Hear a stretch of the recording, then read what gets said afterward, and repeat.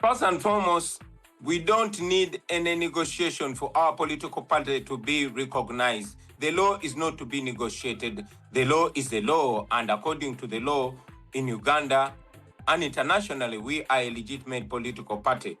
Yes, mu mawulire ge tulinawo wetwogereranga His Excellency Robert Kyagulanyi Ssentamu ayongedde obunkenke eri abakulu abali mu gavumenti y'eggwanga erya Uganda. Olunaku olwajjo nakuwadde amawulire nga nkugamba ku bigambo by'enteeseganya.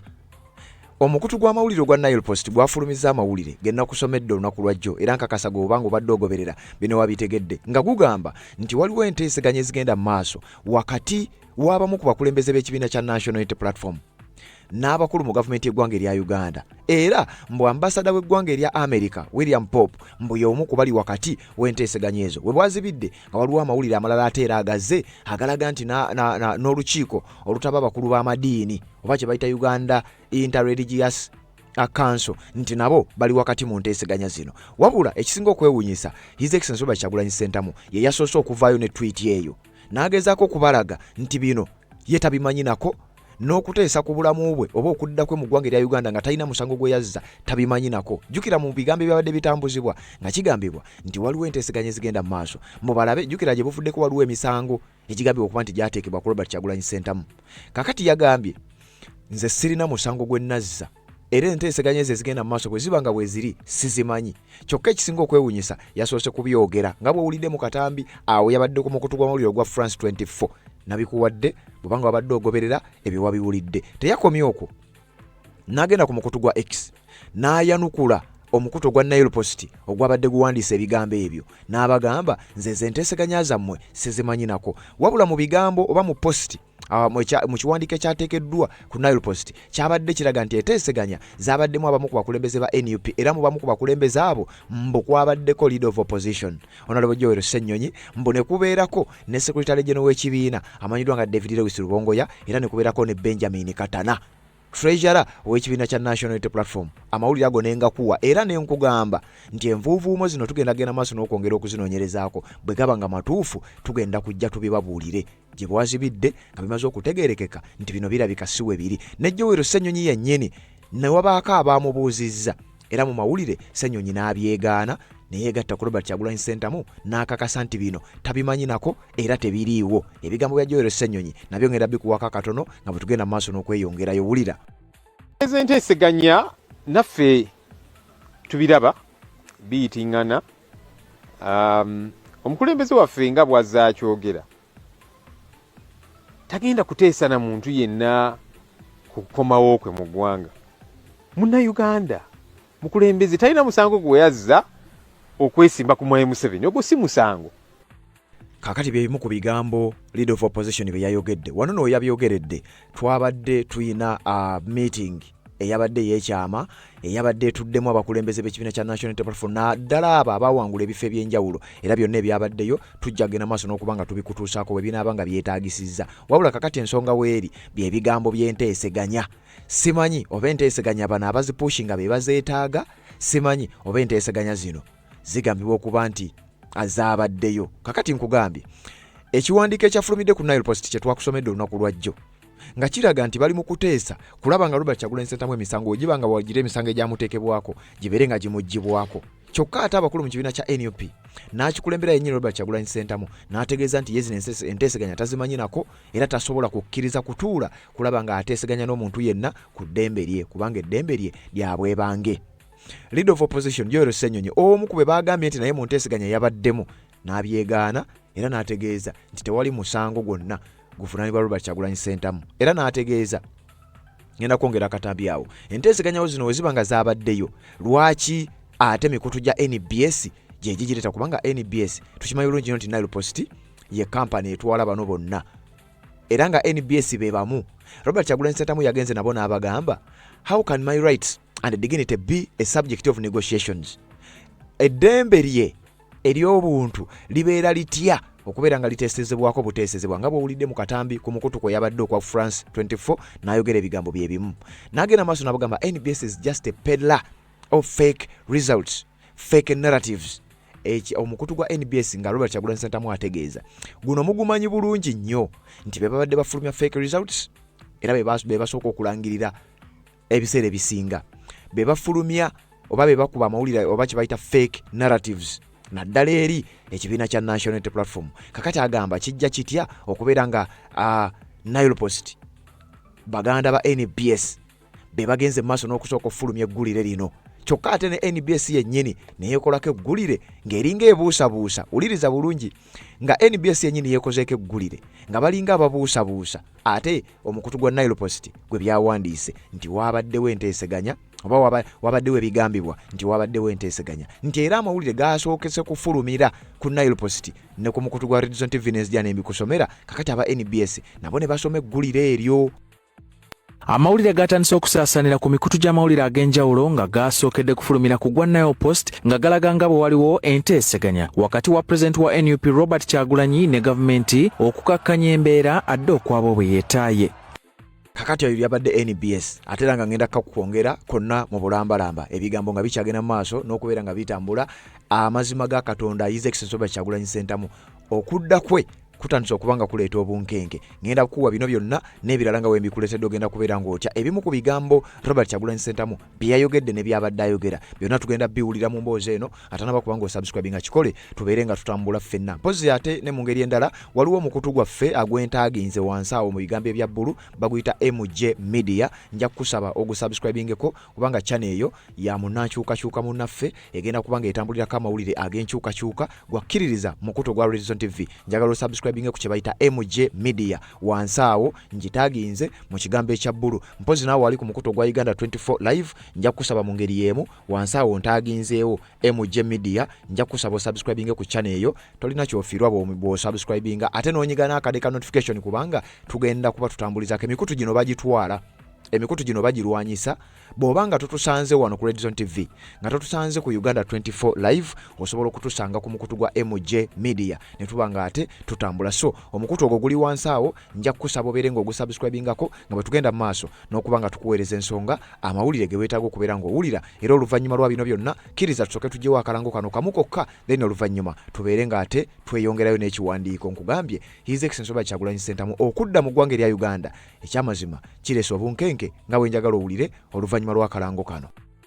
Ensonga z'obufumbo olina omwami naye ng'akutawaanya, olina omukyala ng'akutawaanya, bajja ne bakwagalako ne bagenda. Gwe alina ebizibu mu byenfuna nga ssente zikuyita mu ngalo, w'oteeka ssente zifa bufi b'owola tebazza. Gwe aloota ng'ogwa mu nnyanja, gwe alumizibwa omutwe nga guganye okuwona, naawe aloota ng'ebintu bikozesa ensonga z'obufumbo. Nina ekifo ku mugga awali amayinja wennyambululirako ebisiraani, ekikwa, ekifiiriza, omudibo, obutaganja, obutaweebwa. Nzijanjaba abantu ab'enzikiriza zonna, nsiŋŋaanibwa njeru ku lw'ejjinja. Gwanjagala kuba ku nnamba yange eyo, naawe ewala ennyo yita ku WhatsApp.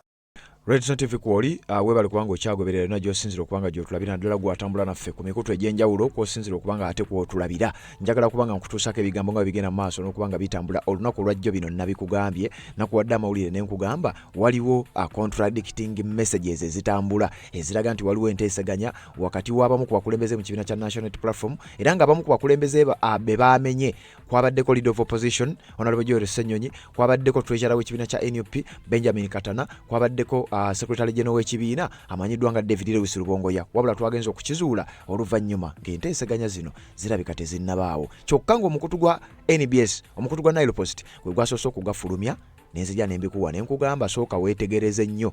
Robert Kyagulanyi Ssentamu yabadde ku mukutu gwa France 24 n'ayogera ebigambo bye bimu n'agamba ye tewali nsonga esobola mmukeeza ku makya n'abeera ng'ateeseganya n'omuntu yenna ku ddembe lye. Era ebigambo bino yabyogedde ku mukutu ogwo bw'obanga wabadde ogoberera era ng'ebigambo ebyo wabiwulidde. Njagala nkuwe akatambi kano we yabeeredde ku mukutu gwa France 24 n'ayogera ebigambo ebyo. Njagala okutegeeza gwampuliriza nti bw'obanga wabadde ogoberera bino oyinza okuba ng'obimanyi era nabikuwadde ne nkutegeeza nti Robert Kyagulanyi Ssentamu ebigambo bye tugenda okusinziirako tuwulire obanga ddala enteeseganya zino zaabaddeyo wabula twagenza okukizuula ng'enteeseganya teziriiyo. Kyokka ng'emikutu egy'enjawulo gigenda mu maaso n'okubitambuza.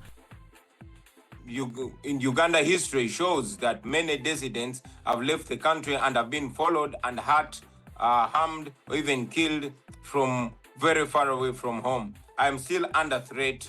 However, at least I know that I can communicate in the tentative. I can be able to speak to the world. Right. What are you waiting for? There is also talk that U.S. Ambassador to Uganda, William Popp, is brokering an agreement with President Museveni that would allow your safe return and your party, the National Unity Platform, to be recognized as a legitimate political party. Are there such talks underway to help you get back and help your party re-become a normal political party? Uliriza omusajja ono yamubuuzizza bino nabikuwadde olunaku lwajjo, yamubuuzizza nti kale yabadde amubuuza olinda ki okudda e Uganda n'ebirala bifaanana bwetyo, kubanga ye yamugambye ye alina enteekateeka y'okudda ewaka kubanga talina musango gwe yazza.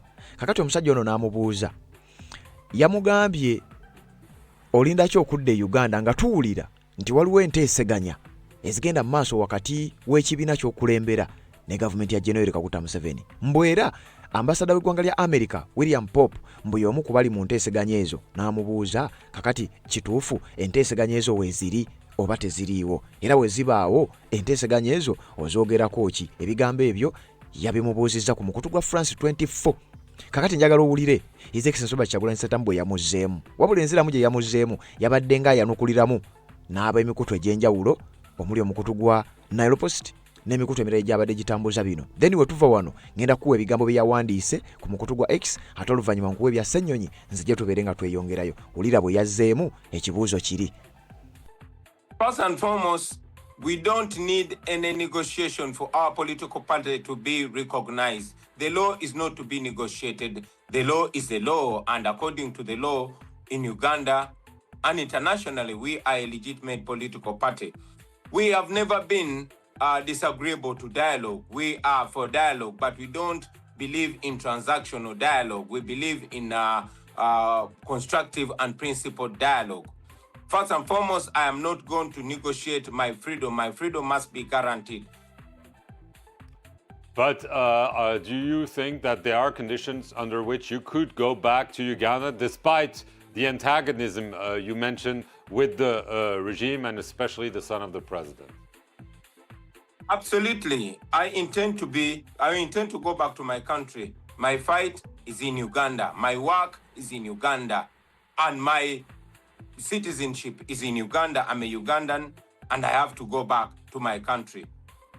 Kakati bye bigambo bye yasobodde okwanukula His Excellency Robert Kyagulanyi Ssentamu, ebigambo ebyo nga bikontana n'ebyabadde bitambuzibwa nga biraga nti oboolyawo waliwo enteesaganya ezigenda mu maaso, ekintu ekyabadde nga si kituufu oboolyawo His Excellency Robert Kyagulanyi Ssentamu n'ageza kugenda maaso n'okuba nga abidismissinga. Kyokka ebyo byagenza okujja ng'ate omukutu gwa Nile Post gwabadde tegunnaba kubanga guteekayo ensonga eno. His Excellency Robert Kyagulanyi Ssentamu ensonga gye yeegaanidde ddala era n'ategeeza nti kino tekinnabaawo ate era tekisoboka, tali willing kutuula wansi akere ku makya kubanga ateesa n'omuntu yenna ku ddembe lye, kubanga eddembe lye lya bwebange, eddembe lye teriyina kumuweebwa muntu, wabula eddembe lye lya butonde.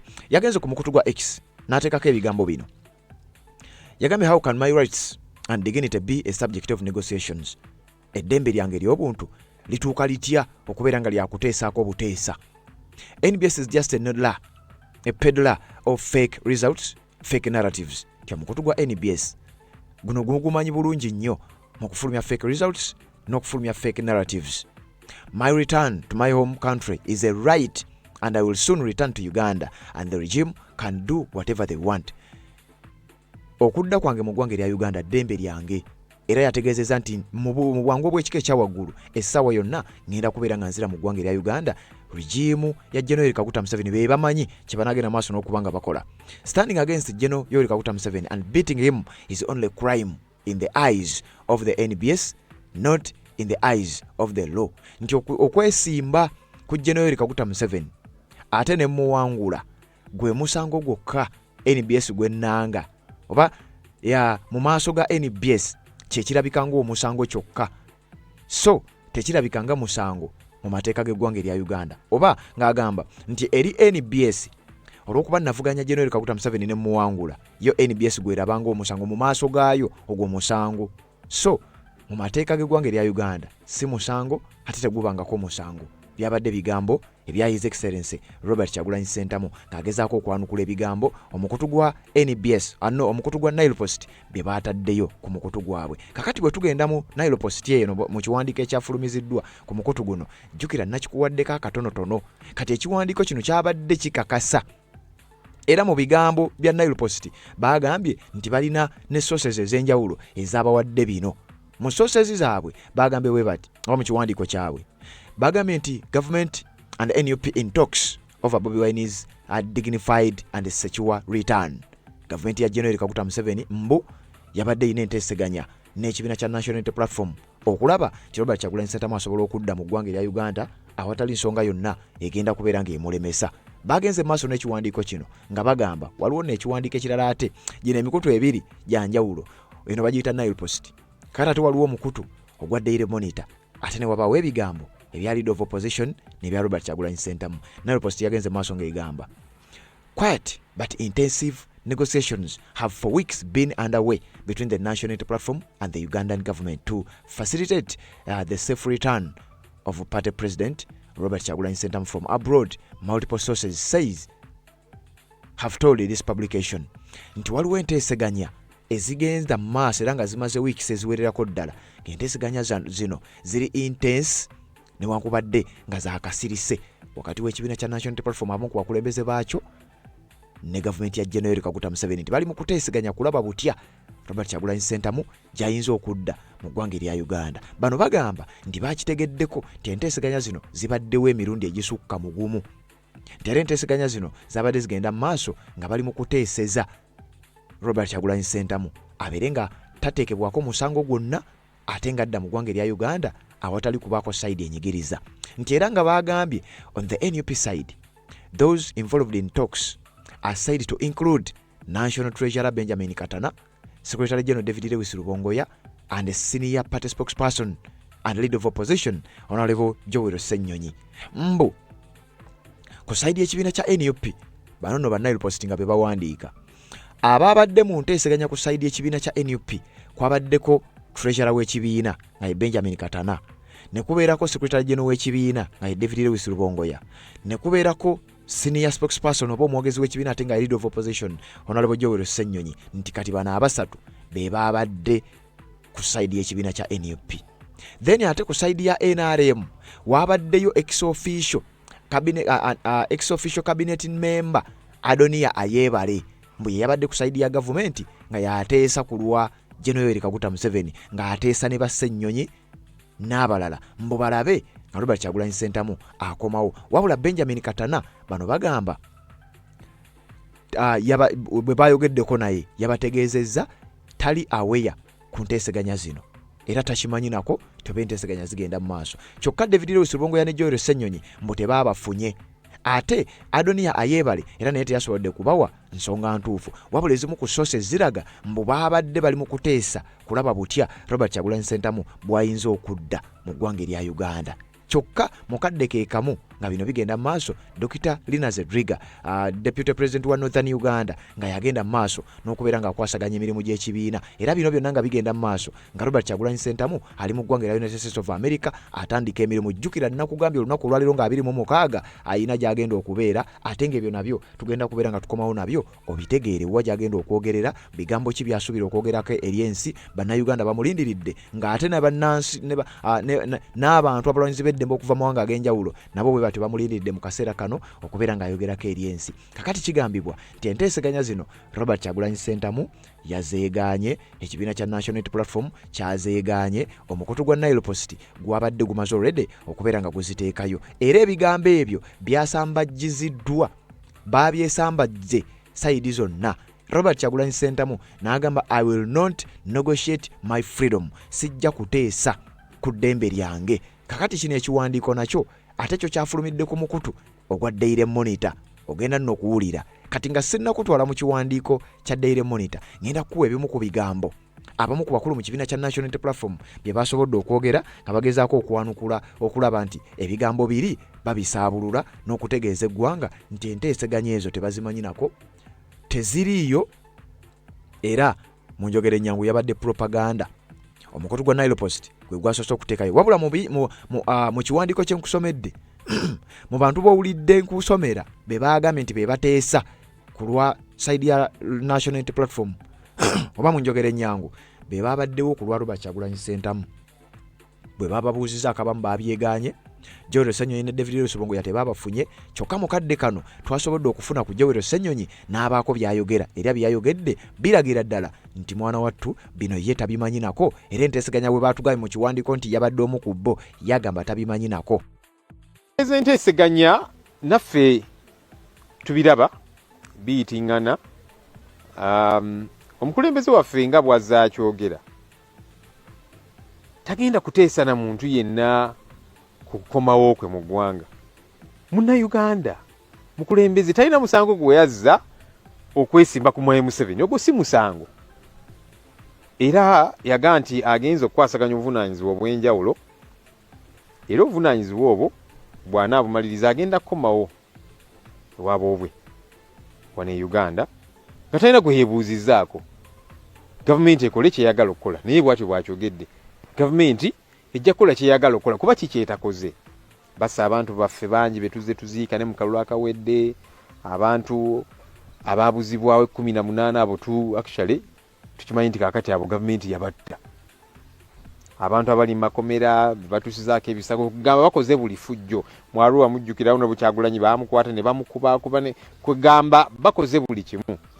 Kati yagambye nti okwesimba ku Mwai Museveni musango, kale bwe naakomawo bwe guba gwe baagala okuvunaana oba bankwata oba bakoze eki, kubanga akimanyi talina musango gwe yazza. So bw'anaamaliriza obuvunaanyizibwa bwali mu kukwasaganya ebweru w'eggwanga, agenda kukomawo nga talina gwe yeebuuzizzaako. Era n'olunaku lwakomawo yagenda okulusalawo nti nkomawo ku luno olunaku ssaawa zino akomewo. Gavumenti ekole kyeyagala okukola. So tagenda kuteesa na muntu yenna ate nkomyewo ntya ate kakati temunkwate yazza musango ki. Abagamba nti oba kuteesa ku nkomawo oyo baleme kwati talina musango gwe yali yazizza. So ajja kukomawo, gavumenti ekole kyeyagala okukola. Ebigambo bya Leader of Opposition Honorable Joel Ssenyonyi ku nsonga nga bwe waziwulidde ate era nga bwe waziwulidde. Ssenyonyi yabadde n'ebigambo bingi nnyo era byayogedde ku nsonga ez'enjawulo. Kakati era yabadde annyonnyola kino n'ababuuza bwe biba nga ddala omukulu alina omusango lwaki ate mumala kuteesa naye. Kitegeeza nammwe kennyini mukimanyi nti omusango teguliiwo. Kakati n'abajjukiza n'ebyaba abakuumi oba n'ebikolobero bagenda maaso n'okubanga bakola. Era wano n'aleeta example ey'aba abasirikale abaali bakuuma Robert Kyagulanyi Ssentamu, engeri gye baayisibwamu, baakwatibwa, baagobebwa ku mirimu n'ebigambo ebirala nga bwe wabiwulidde. Njagala na bino mbikuwe then nzije mbere nga nkutwala. Abasirikale abakuuma presidential candidate waffe wa NUP bonna basooka kubasiba. Ne wabeerawo kangaroo court yatuula n'ebagoba mu police service. Kakati ababiri baabazaayo ne mukomera omu yekigenyi omulala sulasiza omu. Ne weebuuza abantu bano bazza musango kimu aba deployinga okukuuma presidential candidate ne batuukiriza obuvunaanyizibwa bwe mwabwawa. Naye kakati babatulugunya babachujjenye kugamba eno yenkola eya gavumenti eno eya NRM kutiisatiisa abantu kubamalako mirembe. Naye ate kakati bwobuga nti abantu bakwagala nnyo lwaki baweeyisa bwoti naye bakimanyi nti bannayuganda babakoowa kati balina kubeekakako. Buli gwe balaba nti ono oba alina akakwate ku Kyagulanyi ono akoze bw'ati kumusiba kubatulugunya n'ebirala bwe bityo. Kakati mukyala wa personal assistant wa Honorable Kyagulanyi ayitibwa Sheriff Najja, mukyala we ayitibwa Fauzia Nattabi, ne kaakano baamuwamba okuva ewaka we ne kaakano tetumanyiwo bw'ali. Kati mukazi wattu yazza musango ki? Naye gavumenti eno ebikola okutiisatiisa abantu okubamalako emirembe ne bona obikola otya bannaganda tebagenda kukwagala nga okozesizza kifuba. Nedda if anything bongera kukyawa. Mwana muwala Grace Lake twagiraba mu mawulire, omuwala ono ng'akola internship ku kooti era n'afulumya ekiwandiiko kya kooti ekyali kiraga nti waliwo omusango oba oliawo gavumenti gweyagala okuteeka ku mukulembeze waffe mu NUP. Omuwala Grace Lake ne bamukwata ne bamuremandinga. Nitwebuuza yazizza musango kikubanga ebiwandiiko bya kooti bya mulwatu tebiri classified nti bya nkukutu oba ki. Ennaku zino era nga balooya n'emisango tugiteekayo online system eyitibwa ICMIS oba tuteekayo emisango oba ki, so gibeerako okwo nga girabibwa toli kyakukweka. Kaakati ono omuwala yazza musango kikubanga n'amakooti ebigenda maaso mu kooti beera bya mulwatu. Bannamawulire bagendayo ne bakavaringa emisango bigenda maaso na kiso nga tewali kirina kukwekebwa. Naye omuwala ne bamuteeka mu kkomera. Ne weebuuza yazza musango ki? Bwe kiba nti waliwo omusango gavumenti gwe yagala okuteeka ku pulezidenti waffe, lwaki tebayugira, lwaki tebamuyitanga? Ne bagamba nti kaakati wazza musango guno. Bye tuzze twogerako, oba waliwo summons bazi issuing, ajje yennyonnyoleko ku musango gwonna gwe baagala okumuteekako. Tekyakolebwa, tuzze tubibuuza mu paalamenti n'awalala, tekinnakolebwa. So tulindiridde okulaba ki ekivaayo. Naye gavumenti ya NRM bweti bwekola kutiisatiisa abantu, okubamalako emirembe, okubatulugunya na lwaki bwe baba balina summons tebazimuteekako ne bamusamoninga n'ajja gye bali ne bamubuulira n'omusango ogwo gwe bagenda maaso n'okuba nga bamuvunaana. Era enteeseganya Joel Ssenyonyi bw'atyo bw'ategeezeza nti ye n'ebyenteeseganya tabimanyi nako, era zaabadde teziri busa. Ne tufuna n'amawulire oba tufuna akatambi okuva ku mukutu gw'amawulire gwa NTV. NTV era nayo neesunsula bulungi nnyo ensonga eno, kati nga sinnakutwala ku NTV butya bwe yasunsudde ensonga eno. Njagala tusooke tujjewo ekiwandiiko ekyafulumidde ku Daily Monitor. Daily Monitor eno ye yakiralifayinze era yafulumizza ng'esinziira ku bigambo bya Robert Kyagulanyi Ssentamu so si ku nvuuvuumo. Era yagambye nti ekyamazima ffe kye tumanyi nga Daily Monitor, Robert Kyagulanyi Ssentamu tagenda ku negotiatinga ddembe lye okusinziira ku ye ng'era bwe yagambye. Wulira mu kiwandiiko kyabwe. Bagambye nti the National Unity Platform President Robert Kyagulanyi Ssentamu has also known as Bobi Wine, who recently fled Uganda following the January 15th elections in which he finished second, has said he has no plans of negotiating with the Ugandan government for his freedom, arguing that his political activities are legitimate. Robert Kyagulanyi Ssentamu gwe bakwotinze nti yategeezezza eyo ebweru w'eggwanga gye yaddukira oba gye yafuluma n'agenda, tagenda ku negotiatinga, tagenda kuteesa na muntu yenna ku ddembe lye. Abakulu mu mukutu gwa Daily Monitor nga bagenda maaso n'okuba nga bategeeza ensi. Bamukotiza yagambye, we don't need any negotiations for our political party to be recognized. Jukira mu bigambo byogenda maaso n'okuwulira mwabaddemu ekigambo ekigamba nti mu nteeseganya bali mu kuteesa balabe ng'ekibiina kya NUP bakirikognizinga. Ekyebuuzibwa, ekibiina kya National Unity Platform tekiri recognized, ekibiina kino tekiri recognized mu ggwanga erya Uganda. Kubanga mu nteeseganya ezoogerwako oba mu bigambo ebyogerwako ekibiina kino bakitaddemu nnyo. Robert Kyagulanyi Ssentamu yabagambye tewali nteeseganya zonna zetugenda kubeeramu ku recognizinga kibiina ekya National Unity Platform. Kyokka bwe tukola kunoonyereza ku nsonga ez'enjawulo, ekibiina kya National Unity Platform kiri recognized already. Era nga kigamba, waliwo ekiwandiiko wano kye njagala okusomera. The National Unity Platform is a fully recognized and legally registered political party in Uganda. Ekibiina ekya National Unity Platform ekikulembera Robert Kyagulanyi Ssentamu kiri fully recognized and registered mu mateeka g'eggwanga erya Uganda. Kyokka mu nteeseganya ze tuwulira ezoogerwako mbu ate bali mu kuteesa balabe ng'ekibiina kya National Unity Platform bakirikognizinga.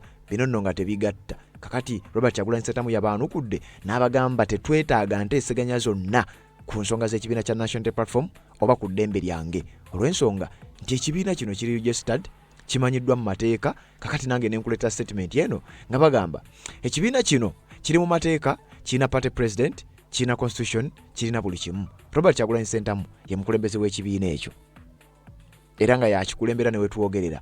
NUP is duly registered under the laws of Uganda and approved by the Electoral Commission. Ekibiina kya National Unity Platform kiri duly registered wansi w'amateeka agafuga eggwanga erya Uganda era kiri approved eri akakiiko k'ebyokulonda aka Electoral Commission.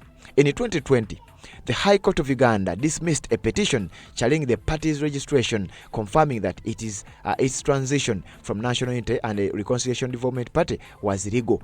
Mu mwaka gwa 2022 High Court ya dismissing a petition eyali challenging ekibiina kya National Unity Platform okukiregisteringa oba n'okukikkiriza. Waaliwo petition yali ereeteddwa nga baagala bakijjewo babaleme kubeera nga bakiregisteringa, wabula High Court yabigaana. Era okuva 2020 ekibiina kino kiri legal, kiri confirmed era kiri registered wansi w'amateeka agafuga eggwanga erya Uganda. It is recognized as a legitimate political entity by the Uganda Electoral Commission for participation in the national elections, including the 2021 and the 2026 general elections ekibiina kya National Unity Platform kiri recognized mu mateeka agafuga ebibiina by'obufuzi mu ggwanga lya Uganda, kiri recognized era kimanyiddwa mu bitabo by'akakiiko k'ebyokulonda era nga kikkirizibwa n'okwetaba mu nsonga z'ebyokulonda naddala mu kalulu ka 2021 nga bwe kyali ne mu kalulu ka 2026 nga bwe kyabadde. Internationally, nga bagamba nti international bodies like the United Nations have formally received petitions from the National Unity Platform leadership acknowledging their role as a primary opposition force. Nti ne ku mutendero gw'ensi yonna ekitongole ky'amawanga amagatte ekya United Nations kimanyi bulungi nnyo era kiricognizinga bulungi nnyo ekibiina kya National Unity Platform era nti gye buvuddeko babadde nga bafuna petition okuva mu kibiina kino okuchallenginga ebigenda maaso mu ggwanga erya Uganda ebiri mu kukolebwa eri abamu ku bakulembeze b'ekibiina kino ekitongole ky'amawanga amagatte nakyo kyaricognizinga dda. Kakati we twogerera bino njagala okutegeeza nti mu biwandiiko ebifuluma bigezaako okusiiga ekifaananyi n'okulaga nti waliwo enteeseganya ezigenda maaso wakati w'abakulu mu kibiina kya National Unity Platform. Enteeseganya ze tutegeddeko nti zino ziri fake, teziriiyo era ne Robert Kyagulanyi Ssentamu n'azisambajja ng'agamba ye teyeetaaga kuba na nteeseganya zonna kulaba nga akkirizibwa okudda mu ggwanga erya Uganda, teyeetaaga kuba na nteeseganya zonna kulaba nga ekibiina kya National Unity Platform kikkirizibwa mu ggwanga erya Uganda kubanga olwedde kiri mu mateeka era bino byonna n'abisambajja n'abiwakanya ne sekuwakanya yenna. Ne tugenda mu maaso n'ekiwandiiko ekiri ku mukuto gwa Daily Monitor nga bagamba the law is not be negotiated. The law is the law. And according to the laws of Uganda and internationally, we are a legitimate political party. Wano Robert Kyagulanyi Ssentamu we yabadde ayogererako n'omukutu gwa France 24 nga bwe nnakuwadde era nga bw'owulidde yabagambye etteeka liba tteeka teryetaaga kuteesebwako okusinziira ku mateeka mu ggwanga erya Uganda ne mu mateeka agafuga ensi yonna. Ekibiina kya National Unity Platform kiri legitimate era political party ejjudde. We have never been disagreeable to dialogue. Ffe tetugaanangako kubeera mu nteeseganya oba mu dialogue. We are for dialogue but we don't believe in transactional dialogue. Ffe tukkiririza mu nteeseganya naye tetukkiriziganya mu nteeseganya, tetukkiririza mu nteeseganya ezo ze yayita gye buvuddeko nti sayidi emu bakutaddeko ekigatto ku nsingo ate eri akugamba mulimu kuteesa. Agambye ze zimu ku nteeseganya tutakkiriziganya nazo. Enteeseganya zirimu okuwaayo nti oba oli awo leka tukukkiriza odde Uganda naye ate naawe okkirize nti togenda tuvuganya nnyo. Ezo enteeseganya agamba tisijja kuzikkiriza newankubadde tukkiriza mu nteeseganya. I'm not going to negotiate for my freedom. My freedom has to be guaranteed.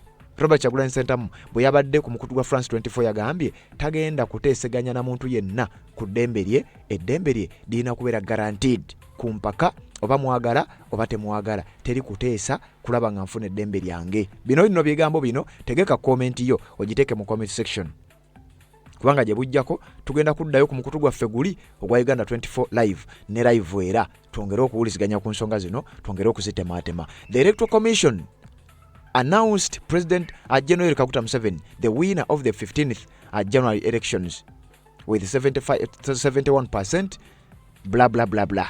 Nti akakiiko k'ebyokulonda kalangira General Kaguta Museveni ng'omuwanguzi naye ate ekyewuunyisa omuwanguzi ate ali mu kutetenkanya kulaba nga gwe yawangula amukuba blackmail n'ebigambo ebifaanana bwe bityo nga bwe tugenda okugenda mu maaso n'okubeera nga tubitambuliramu. Nkugambye ekiwandiiko kino ngenda kikumalirayo ku mukutu guli ogwa Uganda 24 live nga bw'ogenda mu maaso n'okusubscribinga ku channel gye bayita MJ Media nga bwe nkugambye njitaaginze wansi awo ku mikutu gyombiriri. Gwali ku mukutu gwa Red Zone TV MJ Media njitaaginze wansi awo, nawe wali ku mukutu gwa Uganda 24 MJ Media weeri wansi awo. Nja kukusaba ogisubscribingeko odde wano ŋŋambe nti mmaze okubeera nga nsubscribinga kubanga oba tolina kyofiirwa mu bigambo by'ogenda okuwulira era nga bwe tugenda okutambula. Njagala tugende mu maaso n'okuwa ebigambo bino. Omukutu gwa NBS bagenze maaso nabo bennyini ne bateekayo akatambi akalaga kyekyamazima amawulire gano gatambudde ate era gasookedde ku mukutu gwaffe nti Robert Kyagulanyi Ssentamu n'ekibiina kya NUP bali mu kuteesa, wabula oluvannyuma ne beetema engalike nga nabo bennyini balaga ekyamazima wandibanga enteeseganya teziriiyo. Wuliriza.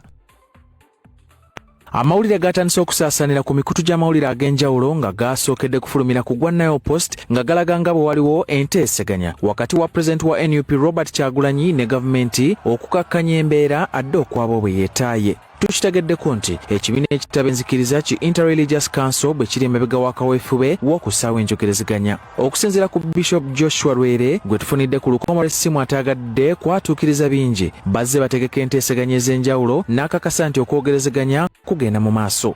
ne mabegeri emyaka gyonna senga aba nadini omulimu gwaffe kulaba ng'abeerawo emirembe mu ggwanga. So bwe kyesobola okulaba ng'emirembe egyo gibeerawo tukikola. Kuba kwogerezeganya tukukola. Bwe tuba kwogera na gavumenti twogera nayo. Tuba kwogera na opposition twogera nabo era mwatulaba biseera ebyokulonda nga tukunabaawo mu biseera byennyini processing egenda maaso naawo nga kuwedde kati so tukyagenda maaso ne gundi n'omulimu ogwo. Ebisigadde ku biteesebwako n'obukwakulizo Bishop Lwere ategeezezza nga bw'atasobola kubyogerako kati okutuusa ng'ekiseera ekituufu kituuse. Twogera ku bintu bingi era sigenda kubigendamu. Sijja kuwulira emitwe kati nkuwadde emitwe gy'ebikulu ebigalimu kati gwe wali ogaaga n'obujjuvu awo nga bwe mutera okwogera obyogera naye negwe manya nti tutagenda mu details. Wabula Kyagulanyi bino abisambazze ng'alabiseko ku mukutu gw'amawulire ogwa France 24 ne ku kibanja kye ekya X yategeezezza nga bw'atasobola kuteeseganya ku nsonga zikwatagana ddembe lye. Disagreeable to dialogue. We are for dialogue, but we don't believe in transactional dialogue. We believe in constructive and principled dialogue. First and foremost, I am not going to negotiate my freedom. My freedom must be guaranteed. Olwaleero tukedde mu maka ge Magere mu Wakiso era nga abasirikale abaali baagumba okumpi nago bagaamusse ku wankaaki zonna. Kino kirowoozesezza bangi nti oba oliawo enteeseganya ze zaavuddemu ebibala ekika kino. Abagoberera ebyobufuzi bakubaganya empawa ku nteeseganya zino. Professor Rogers Barigayomwe agamba nti singa Kyagulanyi akomawo kuno olw'enteeseganya ne gavumenti kijja kumunafuya mu byobufuzi. Engeri ffe abatunuulira ebyobufuzi gye tulabamu Bobi Wine bw'akomawo amangu ddala n'agamba ali mu kuteesaganya ne gavumenti, abantu abasinga bagenda kumulaba ng'omunafu naddala ku byadde agamba mu gavumenti emutulugunya, era abamu bagenda kalabanga akazanyo ka Bobi Wine ne gavumenti kuba bw'agamba babadde bamunoonya kumutta naye ajja kuba takyalina amasannyalaze nga ge yayina. Wabula omutunulizi w'ebyobufuzi omulala Godbert Mushabe agamba nti okuteeseganya kwalibadde kulungi singa kukolebwa ku miramu emirambulukufu naddala emirembe, wabula nga Kyagulanyi alina okunnyonnyola bafuutu sooja be nga takkiriza nti kijja kumukosa. If Robert Kyagulanyi and Museveni and all the other political leaders we are talking about Uganda, I think that's good for the country, that's good for everybody. The fundamental question for me is what would they be talking about? Bano bagamba nti embeera Kyagulanyi gy'ataddewo singa egenda mu maaso gavumenti yandigittira ekifaananyi ebweru kw'ossa n'envumbo n'okukosa ebyenfuna.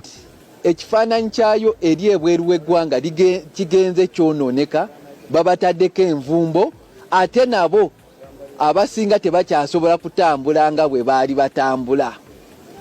Kati bwe bateekawo enkolagana enjogeragana ne opposition, then ekifaananyi kyabwe eri ebweru w'eggwanga kijja kutereera. Parties like NUP and other organizations have been able to successfully lobby for sanctions against some of the regime elements that have been implicated in violence. They are foreign relations or foreign policy costs. Adam Mayambala, NBS, Amasengejje. Kakati ndowooza ebyo biwulidde era ebigambo by'owulidde nti singa wanaabawo enteeseganyira ddala ne ziba nga weeziri ebinaddirira obiwulidde abasinga ku bindowooza gye bayina era nga bwe babirowooza. Naye nkugambye His Excellency Robert Kyagulanyi Ssentamu ebigambbo bye tubikuwadde yavuddeyo n'ategeeza nti ye tasobola kukkiriza sonyiwa kakayiseemu. Yavuddeyo n'ategeeza nga bw'atasobola kukkiriza kubeerawo kuteesa kwonna ku ddembe lye, tasobola kukkiriza kubeera nga ateesa ate ku nsonga y'ekibiina ekya National Unity Platform newankubadde nga bimu ku bigambo bibadde bitambuzibwa, bimu ku bigambo bibadde byogerebwa, naye nga ku mulundi guno akugamba ebyo ye tabimanyiiko, tebijja kusoboka. Omukutu gwa NTV ne guleeta ebigambo bye bimu nga bwe njagala obiwulire nga bwe tweyongerayo. Ekibiina kino kisambaza ebyogerwa nti waliwo enteeseganya wakati w'akulira ekibiina Robert Kyagulanyi Ssentamu, ambasada wa America mu Uganda ne gavumenti ya kuno onaasobola okudda ku butaka nga tewali musango gumuteereddwako. Robert Kyagulanyi ono mu kaseera kano ali mu ggwanga li America gye yaddukira nga kuno kutabuse wabula nayo agamba nti ali ku bunkenke. Onojjukira nti olunaku lw'eggulo ab'ebyokwerinda baayabulidde amaka ga Kyagulanyi ono bwe babadde bamaze ebbanga kumpi lya myezi 3 nga baagawamba. Wabaddewo envuuvuumo nti waliwo abakola obutassa mukka butassa mwoyo okakasa nga Kyagulanyi akomawo okwaboobwe nga teri yadde amukonyeeko akagalo era bibadde byogerwa nti enteeseganya zino zengedde.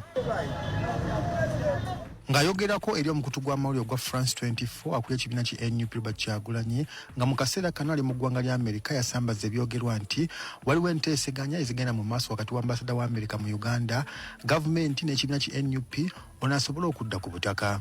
First and foremost, we don't need any negotiation for our political party to be recognized. The law is not to be negotiated. The law is the law, and according to the law in Uganda and internationally, we are a legitimate political party.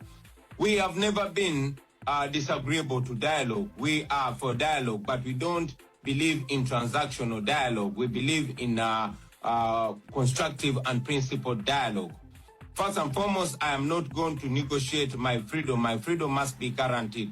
Mukatambi ke kamu Kyagulanyi ategeeza nti newankubadde ali mu ggwanga lya Amerika akyalina obweraliikirivu nti bayinza okumukolako obulabe. I am aware that I'm being followed, and in Uganda history shows that many dissidents have left the country and have been followed and hurt, harmed, or even killed from very far away from home. I am still under threat.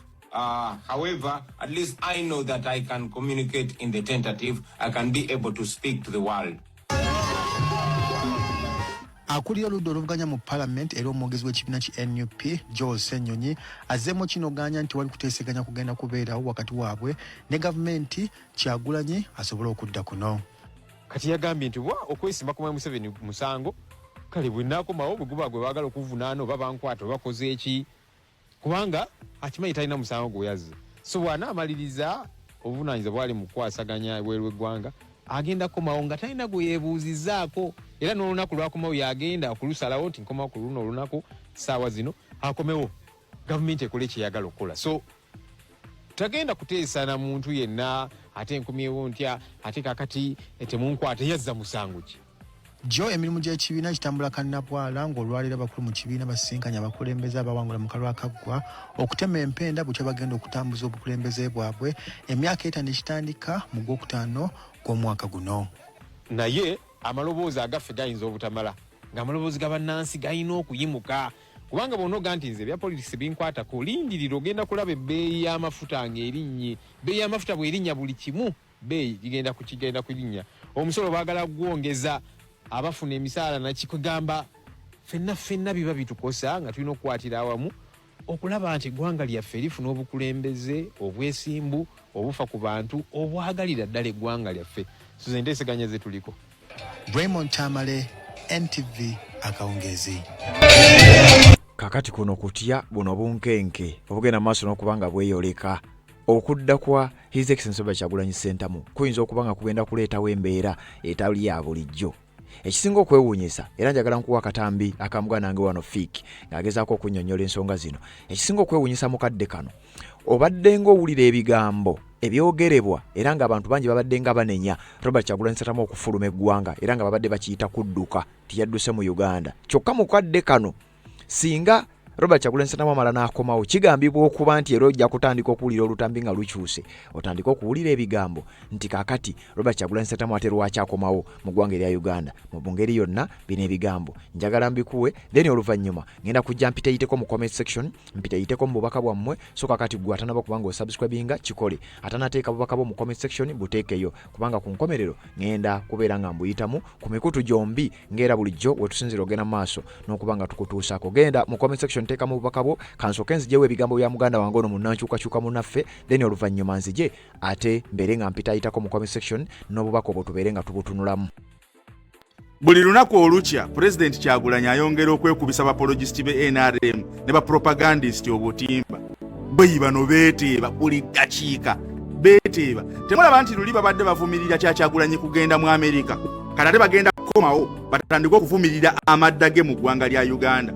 Era bagenda kugamba kitolaba kati Kyagulanyi yabadde agenze mu America yabadde akimaze naate kati bwakomawo wano kitegeeza nti ate kati struggle ate kati atawa bagivuluze beemulemi kakati bo babeera mu kweteeba ate tebaswala no ekikwewuunyisa boyi bano abantu tebaswala luli babadde bavumirira akomewo wano struggle yagidduseemu kabanja yakadduseemu tazze kubanja kalulu yadduse nga tannakabanja kati ate bwagenda okukomawo wano mu ggwanga lya Uganda bagenda kugamba nti kati ate mu America yabadde akimaze kati omwami Museveni yabadde amutudde ku nfeete ne kati ate kakomyewo mu ggwanga lya Uganda kati ate atumazeemu amaanyi situketegeero baana asobola okukabanjiza mu ggwanga lya Uganda bo babeerawo kweteeba bweteebi magoola ebbanga lyonna omukulembeze ateekwa okubeera ng'ali ggumite nga bwe mugamba abavubuka njagala okutegeeza bannayuganda nti ffe tetufunangako ddoboozi lya gavumenti nti lyagala okukwata mwami Kyagulanyi olw'omusango guno baguli naffe tetumanyi era tetulowooza nti Kyagulanyi alina omusango olw'okwesimba ku pulezidenti Museveni tetugulaba ne gavumenti tegambangako nti erina kyemuvunaana n'olwekyo twagala ffe okukoola kulembeze munnaffe mwami Kyagulanyi akomewo tutobe twagala okutegeera mwami Museveni kyavunaana Kyagulanyi naye tasobola kumuvunaana ng'ate adduse mu ggwanga agenze twagala okukoola omukulembeze wa NUP ajje wano awali amajeege tulwanire wamu naffe aba PFF tujja kulwana tetugenda kulwanira mu biseguusi tujja kulwanira mu maaso okusobola okulaba nti eddembe lye terikubibwa ku nsolobodde ono yeesimbawo ng'omukulembeze w'eggwanga tetulaba ng'ekyo ensobi ekyo tetukirabamu nsobi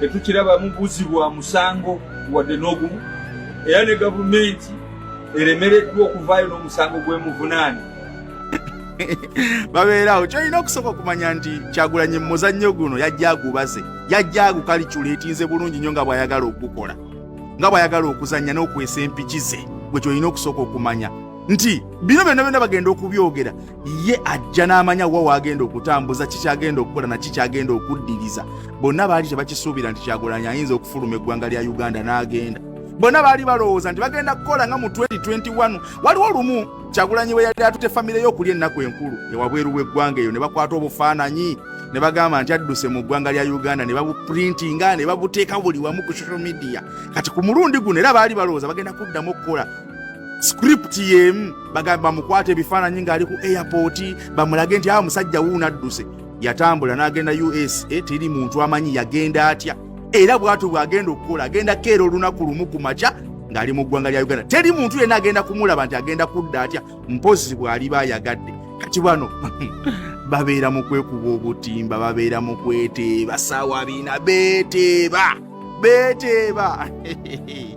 bwagenda US nti bannaye kati ate tazze kabanja bw'anaakomawo wano nti ate yakomyewo ate eriyo eri amaanyi ate kati yavuddeyo kaya yali badde asigala eri mubadde nga mubalaba wano nga bajja boogera ebigambo ne bagamba nti ate Kyagulanyi akomewo ffe tetumanyi mbuno oba alina omusango gwonna akomewo tulwanire wano naye kati weewuuza omusajja ayogera ekigambo bwe kityo nti Kyagulanyi akomewo tulwanire wano ng'ali mu kibiina kya PFF naye nga akikulembera Dr. Kizza Besigye tannamulwanirira ali munda musibe kati bano abasajja bo kinneewuunyisiza ddala entegeera yaabwe bakitegeera temusobola kutegeera Kyagulanyi kikyagenda kuzzako na kikyagenda kukola mwe mugumiikirize bugumiikiriza mujja kumanya kikyazzaako na kikyaba yateeseteese okukolera bannayuganda otherwise mukyakuba nnyo obutimba bagayizi mukyatomera nnyo mwe bapologist mukyatomera nnyo kati wabaddewo ababadde bagamba nti Kyagulanyi ogenda mu America bamuwadde ssente agende mu buwaŋŋanguse musajja n'avaayo n'akugamba nti nze sinnagendako mu buwaŋŋanguse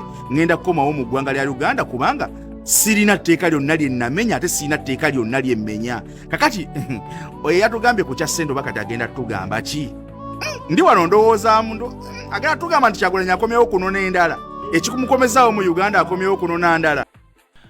Yes, Redson TV kwoli, Uganda 24 kwoli, n'omukutu gwa MJ Media nja kusaba atanaba kubanga subscribinga kikole ku mukutu ogwo gwentaaginze wansi awo baguyita MJ Media. tuberenga tutambuza ensonga ogenda kusangangako updates era ezefaananyiza bwe zitinga bw'oba totusanze wano bw'oba tosanze ku Uganda 24 otusanga side yawo ate ensonga nga zigenda maaso n'okuba nga zitambula nebaza abajja mu comment section ne muteekayo obubaka bwammwe obw'enjawulo ate era ku nsonga ez'enjawulo ze tuba tubaleetedde kakati kugulire lino abazze mu comment section abamu naddala abazze gye buvuddeko mbeebaza n'abateekayo obubaka ngenda busoma ate mu updates eziddako Ajoro Kisitu we bali kubanga kwoli ku mukuto gwa Horizon TV side eno Bira we bali kubanga ogoberera Christine Mugume we bali kubako Bwambale Simon we bali kubanga kwoli nagamba Match Love Horizon TV we bali kubanga joberangako ku mukuto guno Maira Richard we bali kubanga oberako Sylvia Mbazira we bali kubako Nachiridde Aisha we bali kubako Babu Edward Umaru Sebuuma Bontwe Pio Semanda Jessica ne Kagame USA we bali kubanga oberako Joli Kisitu nga bulijjo Margaret na Jemba Birungi Anet David Kasirie Louisiana Wambi Seguja Umaru Asiati na Chidde nga bulijjo Sema Friday we bali kubanga nayo ko yagamba we don't need negotiations Araja Bulutaya Moleme Roni ono bamwise Hadija Musasizi Rashipa Uganda bali kubanga kwemuli Nabunya Betty Muwanguzi Sipe ono bamwise Jessica Kazibwa Maria Matovu Wankula Blues Asimwe Mary Hadija Chiberu Winifred Nakasi ne Shamushagre mwe bali kubanga kwemuli era nga muberangako ku mukutu ogwa Red TV ate ne ku side eno eya Uganda 24 live namwe bali kubanga muberako naddala abajja mu comment section Kingo Kengingo Esther we bali kubayo George Rule ku Uganda 24 Naluoza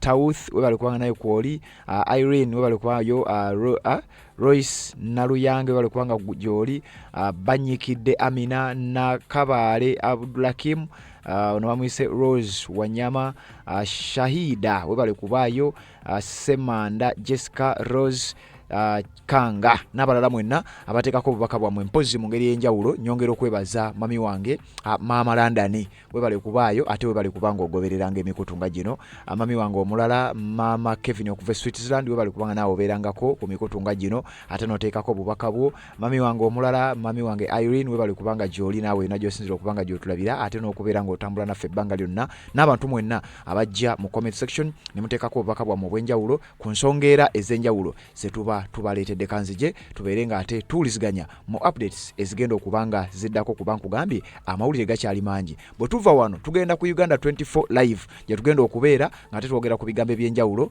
ku live eyo ate era omukutu gwa MJ Media tewerabira ogenda maaso n'okubanga ogusubscribingako kubanga yengeri yokka gy'ogenda okubeera nga tomisinga updates za kampani yaffe Red Zone Media Group tugenda kubanga tukutuusa kamawulire okuva ku mikutu egy'enjawulo so MJ Media gisubscribingeko njitadde wansi awo mu bigambo ebya bbulu nga z'obufumbo olina omwami naye ng'akutawaanya olina omukyala ng'akutawaanya bajja ne bakwagalako ne bagenda gwe alina ebizibu mu byenfuna nga sente zikuyita mu ngalo wooteeka sente zifa bufi b'owola tebazza gwe aloota ng'ogwa mu nnyanja gwe alumizibwa omutwe nga guganja okuwona naawe aloota ng'ebintu bikozesa ensonga z'obufumbo nina ekifo ku mugga awali amayinja wennyambululirako ebisiraani ekikwa ekifiiriza omudibo obutaganja obutawiibwa nzijanjaba abantu ab'enzikiriza zonna nsiŋŋaanibwa njeru ku lw'ejjinja gwanjagala kuba ku nnamba yange eyo naawe ali ewala ennyo yita ku WhatsApp